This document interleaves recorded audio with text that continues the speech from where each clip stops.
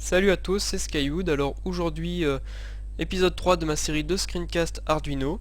Alors avant de commencer ce screencast, je vous rappelle les liens si vous avez des questions ou si vous avez des problèmes. Donc mon Twitter, ma chaîne YouTube, mon blog skyduino.wordpress.com, Skype ou le forum arduino.cc en tant que Skywood. Donc pour cet épisode 3 des screencasts Arduino, je vais vous parler de Serial.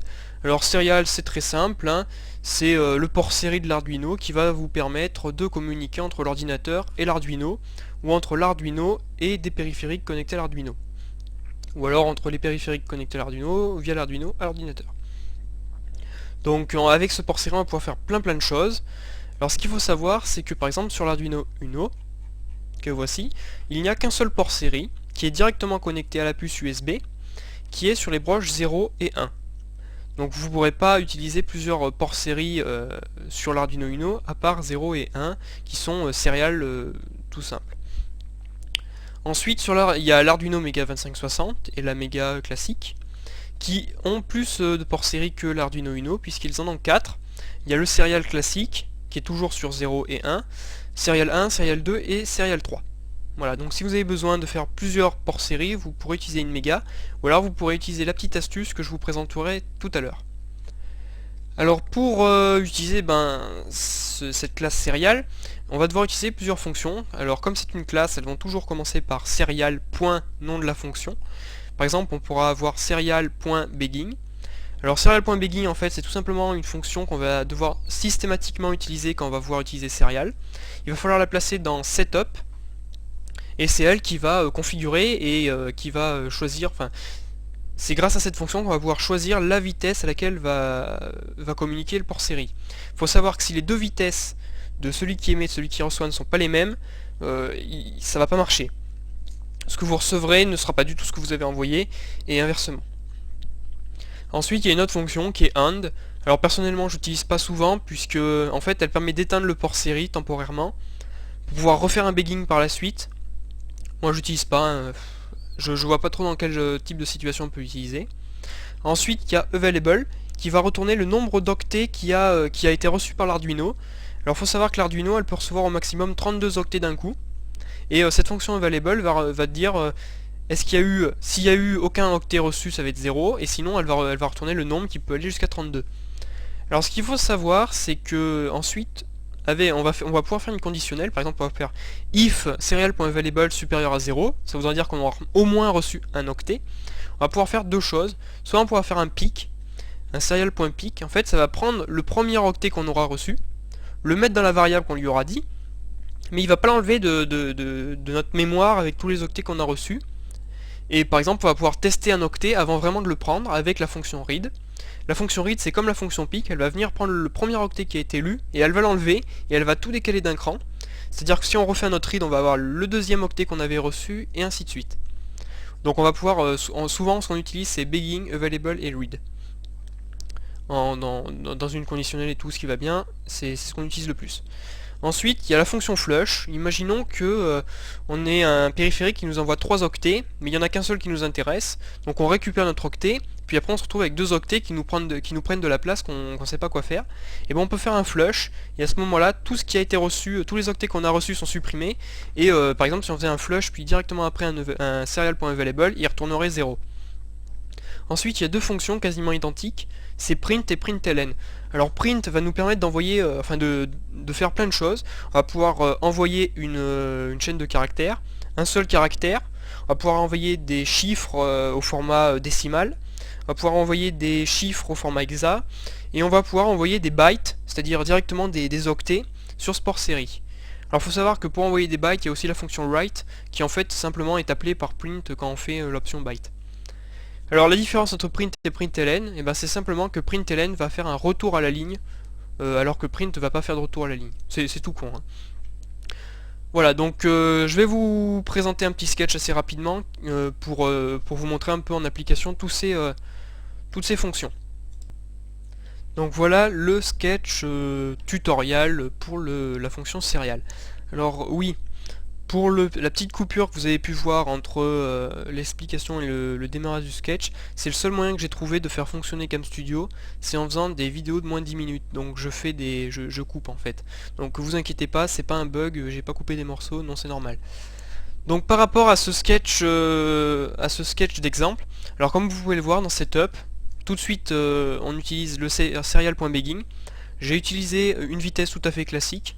Il y a deux grands classiques, c'est le 9600 baud et le 15200 baud. Voilà, c'est selon si on veut faire de la basse vitesse ou de la haute vitesse. C'est les deux grands classiques. Donc toujours quand on va utiliser les serial.quelque chose, avoir dans Setup serial.begging. Ensuite dans la fonction loop, je vous ai fait plein de petites choses pour vous montrer comment ça fonctionne. Je vous ai fait un serial.print qui va afficher des A sans retour à la ligne. Puis un serial.println qui va afficher plein de B mais va faire un retour à la ligne. Ensuite on va avoir un println juste affichant A. Ensuite on va afficher 65 en décimale, puis 65 en hexa. Alors 65 en hexa ça fait 41 je vous rappelle, vous verrez plus tard. Et là ici c'est un petit peu spécial, c'est on va envoyer 65 sous la forme d'un byte, c'est-à-dire qu'on va envoyer directement 65 sur le port série. Par défaut le serial monitor va transformer ça selon la table ASCII en un caractère qui va être, enfin ici le 65 en fait c'est un A majuscule, c'est comme si en fait ça représente ça en fait. Voilà, c'est exactement la même chose. J'aurais pu faire un write, directement write 65, ça aurait fait exactement pareil aussi. Ensuite je vais faire une boucle, vous voyez sans rien après, avec direct un point virgule. En fait ça va attendre qu'il y ait strictement le nombre qu'on ait soit strictement supérieur à 3.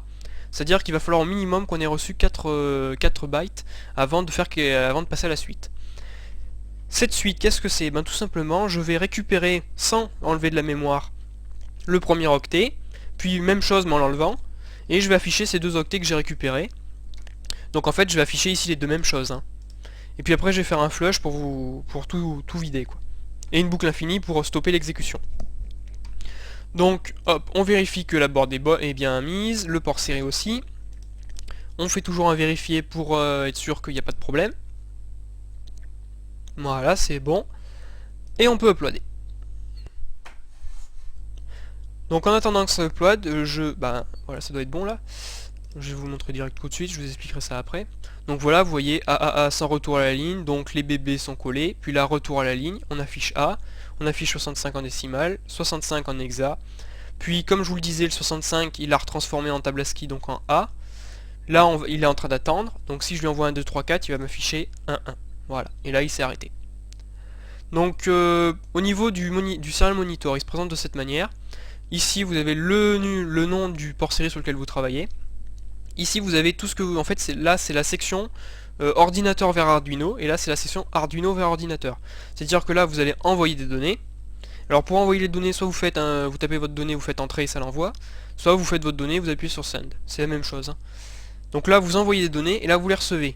Donc là c'est tout ce que l'Arduino a envoyé et que nous on reçoit de notre côté ordinateur. Il y a une fonction bien pratique que je vais vous montrer tout de suite. Vous voyez, si je reset mon Arduino, je vais faire un peu de monde, tac, et vous voyez j'ai coché auto scroll, donc automatiquement quand de nouvelles données arrivent, il défile vers le bas pour automatiquement avoir les dernières données qui ont été transmises. C'est très pratique quand on a beaucoup de choses qui s'affichent, on est toujours au niveau qui va bien. Ensuite, comme je vous le disais, là, ici il y a tous les standards de vitesse classique qu'on peut utiliser avec l'Arduino, donc ça va de 300 baud qui est très très lent à 115 200 baud qui est relativement rapide. Donc au milieu on a 9600 baud, hein, c'est le grand classique qui s'utilise quasiment tout le temps partout. Il y a aussi la fin de ligne, alors ça c'est selon, faut voir sur les manuels des périphériques que vous allez utiliser avec le port série.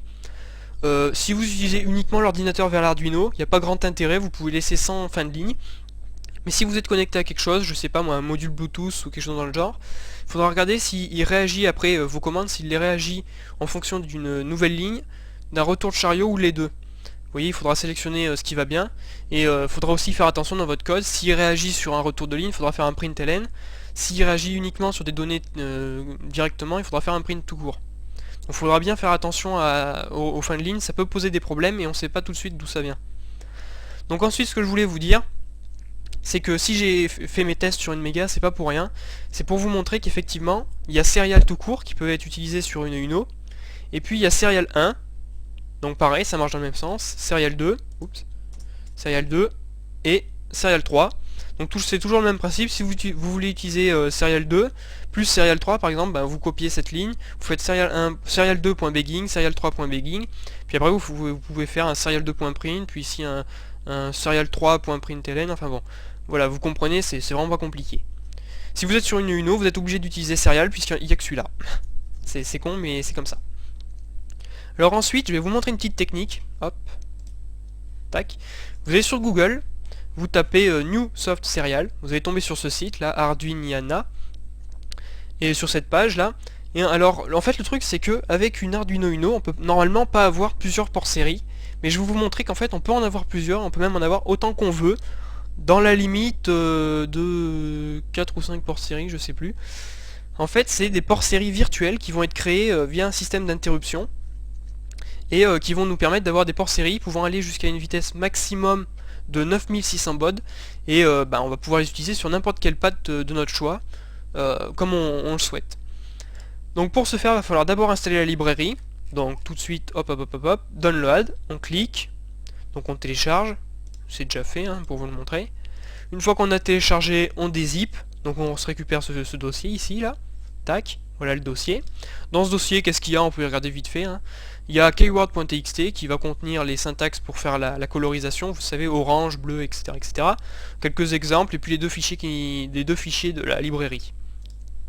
Donc ensuite, ce dossier, vous le gardez de côté. Vous allez dans votre dossier Arduino. Hop, moi je l'ai mis dans C Portalapse. Voilà, vous avez votre dossier Arduino avec arduino.x, ou si vous êtes sous Linux, le arduino.sh.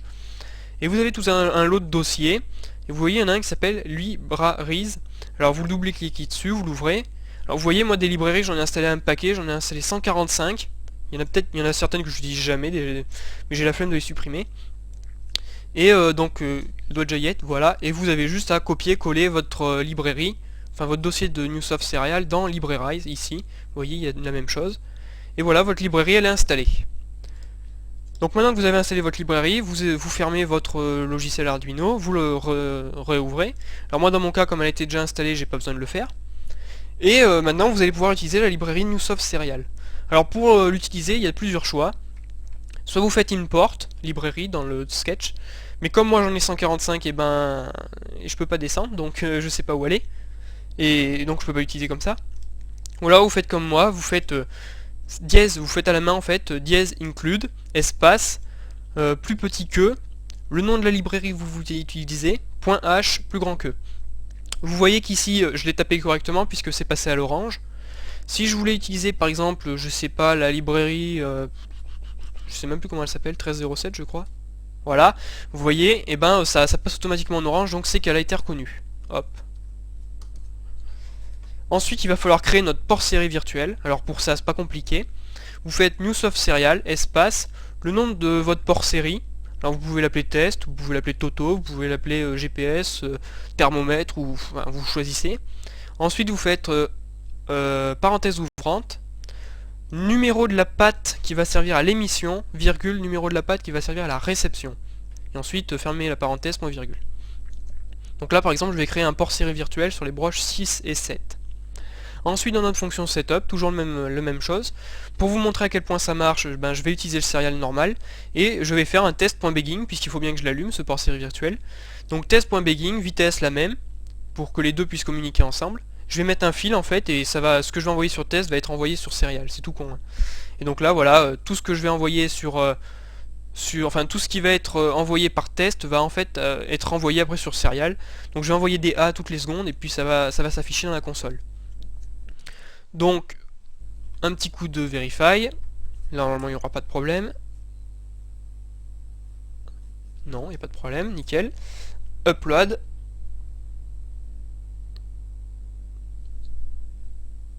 Et voilà. Donc maintenant, c'est uploadé. Donc, je vous montre ça très rapidement. C'est sur TX ou sur RX? C'est sur TX, je crois qu'il faut que je mette mon câble. J'ouvre mon serial monitor, et là, j'ai plus qu'à attendre. Alors, est-ce que j'ai mis sur le bon câble? Faut croire que non. Est-ce que c'est celui-là? Voilà, c'est celui-là. Et vous voyez les A qui s'affichent. Les A sont envoyés par le port série virtuel et je viens les réafficher sur le port série matériel. Vous voyez, donc ça marche bien, il n'y a pas de problème. Et de cette manière, vous allez pouvoir connecter plein de choses que vous voulez, dans la limite, bien sûr, de ne pas dépasser 9600 bots. Mais vous pouvez créer un nombre assez conséquent déjà de ports série virtuels, hein, puisque 5 ports série virtuels, ça fait quand même déjà pas mal. Vous pouvez connecter par exemple un petit GPS, un module Bluetooth, un autre Arduino par exemple. Puisqu'on peut connecter plein de choses avec 5 ports série, hein. Enfin voilà, c'est énorme. Donc maintenant on va faire un petit comment dire, un petit live programming en fait. On va se donner un but et on va programmer le programme qui va bien avec. Alors c'est très simple, hein, commencez pas à avoir peur, on va pas faire des trucs horriblement compliqués pour le moment. Donc voilà un petit peu ce qu'on va utiliser pour mettre en œuvre ce port série dans un exemple un petit peu plus concret. Alors on va avoir 3 LED, une rouge, une jaune et une verte, ainsi que 3 résistances. Alors j'ai pas pris le temps de changer les résistances. Ouais, là c'était des 220 ohms. C'est des 330 ohms que je vais utiliser, hein, je vous le dis. Au niveau du câblage, très simple. Donc les 3 LED. Sur chaque anode, c'est-à-dire sur chaque grande patte, le plus une résistance. Hop, qui sera relié à digital 8, digital 9, digital 10. Et les masses qui sont reliés ensemble. Voilà, tac, tac, tac. Donc voilà, le câblage est très simple. Alors je vous explique le principe. On va envoyer des commandes. Vous voyez, j'ai commencé à faire un petit header. Le cahier des charges est le suivant.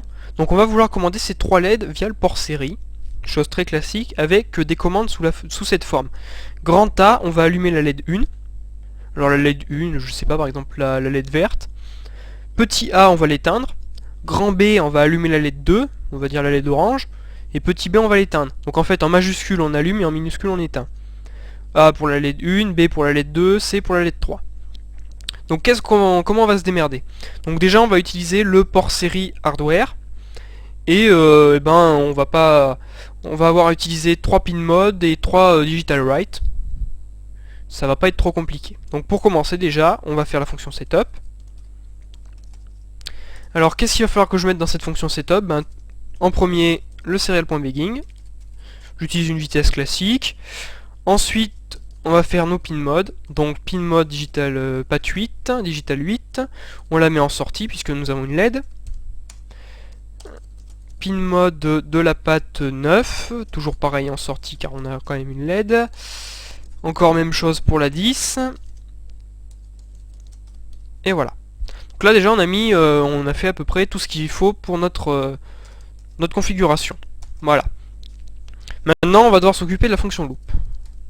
Donc qu'est-ce qu'on va mettre dans cette fonction loop? Eh ben il va falloir qu'on lise, il va falloir déjà qu'on teste si on a un octet reçu sur le port série. Le tester pour voir quel type il a. Et selon le type qu'il a, eh ben l'exécuter sur les LED. Alors pour ce faire, on va utiliser plusieurs petites choses. Donc déjà on va faire un if serial.available supérieur à 0. On fait un bloc puisqu'on va avoir plusieurs instructions. Ici il va falloir donc récupérer notre commande. Donc je vais l'appeler par exemple je vais l'appeler cmd serial.read. Tac. Et là il va falloir tester notre caractère cmd. Plusieurs choix, on peut faire des if, ça va être long, ça va prendre beaucoup de place, ou on peut faire un switch qui, si vous avez quelques petites connaissances en C, le switch c'est une équivalent un if en briquet, mais alors avec beaucoup plus d'étages. Donc là on va switcher sur la variable cmd. Si elle est égale à grand A, on va faire quelque chose. Si elle est égale à petit a, on va faire quelque chose d'autre. Et plus généralement parce que je suis une feignasse, copier, coller. Ici, on va mettre grand B, petit b, grand C. Merde, j'ai raté le grand C. Grand C, petit c. Voilà. Avant toute chose, on va fermer ça, on va fermer ça, et on va fermer ça. Voilà. Coup de CTRL T. Hop, c'est joli, c'est bien beau. Oui, on va laisser cet espace, c'est pas grave. Donc ici, grand A, on va devoir faire un digital quelque chose, de toute façon. Digital write. Et je suis vraiment une feignasse en ce moment. Toc. Si j'étais encore plus feignasse, je pourrais mettre les low et les height, mais je suis vraiment pas feignasse à ce moment-là quand même. Tac, tac, tac. Donc grand A, on va dire que c'est la LED verte, donc pas de 8. Et grand A, on avait dit qu'on l'allumait, donc height. Pourquoi j'ai rajouté ça là? Oulala, dis donc, ça va pas bien dans ma tête ça. Case machin, break, case machin, break, celle-là, elle a rien à faire là. Tac, tac, tac, tac, tac. Voilà. C'est bien beau. Alors ensuite, ici, pareil, sauf que là, on va faire un low. Voilà. La patte B, donc c'est patte 9, height. Petit B, patte 9, low. Et petit C, patte 10, donc d'abord height, puis ensuite low.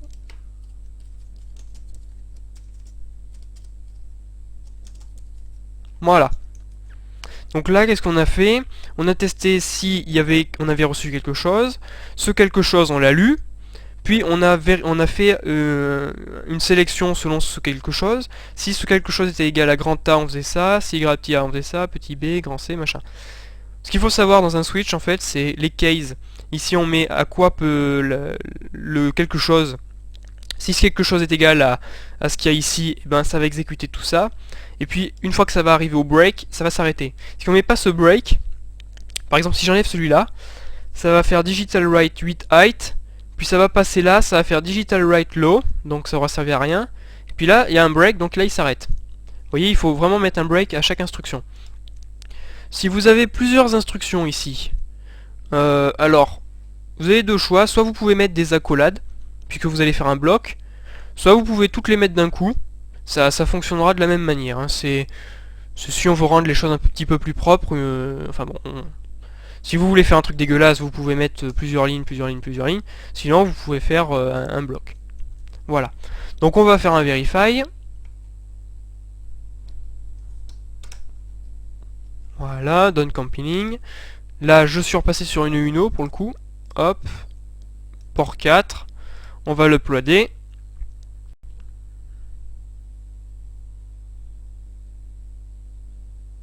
Tac, c'est bon. Alors je fais juste un petit test rapide. A, B, C.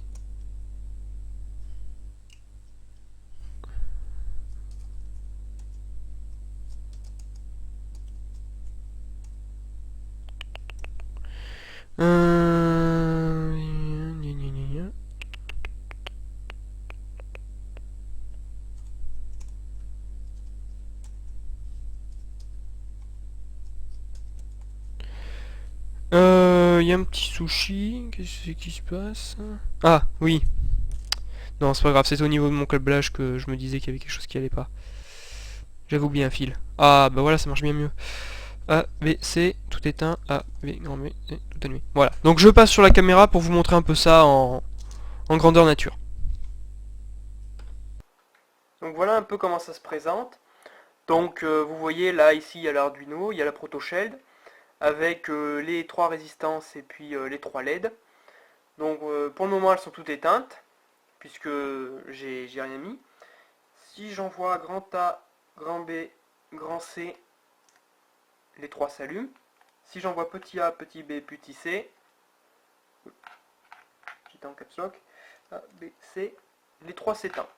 Voilà. Donc pour le moment ça a l'air de marcher. Maintenant si j'envoie grand A, grand C par exemple, la LED rouge et la LED verte s'allument. Si je fais petit B, petit C, la LED rouge s'éteint. Si je fais petit A, la LED verte s'éteint. Voilà.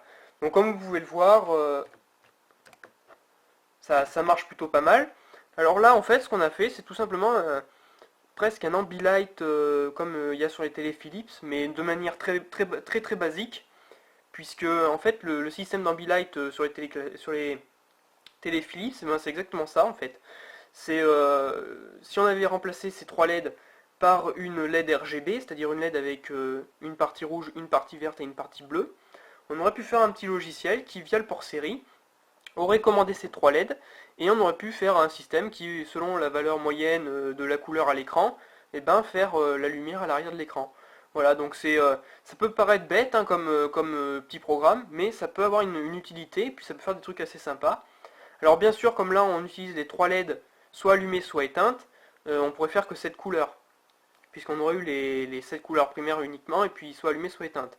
Ce qu'on verra la prochaine fois, c'est le Analog Write, qui va permettre de faire varier l'intensité lumineuse d'une LED, et par conséquent, on va pouvoir faire un système du même type, hein, on va reprendre ce sketch, mais on va pouvoir faire un système qui va être bien plus performant, puisque là, on va pouvoir choisir n'importe quelle couleur, avec 255 pas d'intensité différente, c'est-à-dire qu'on va pouvoir faire, je sais plus combien ça fait, on va pouvoir faire sur chacune des 3 couleurs, on va pouvoir faire 255 niveaux de couleurs, et donc on va pouvoir faire un nombre assez important de couleurs à la fin, quoi, avec les 3 couleurs mélangées. Donc voilà, j'espère que vous serez là pour mon prochain screencast Arduino.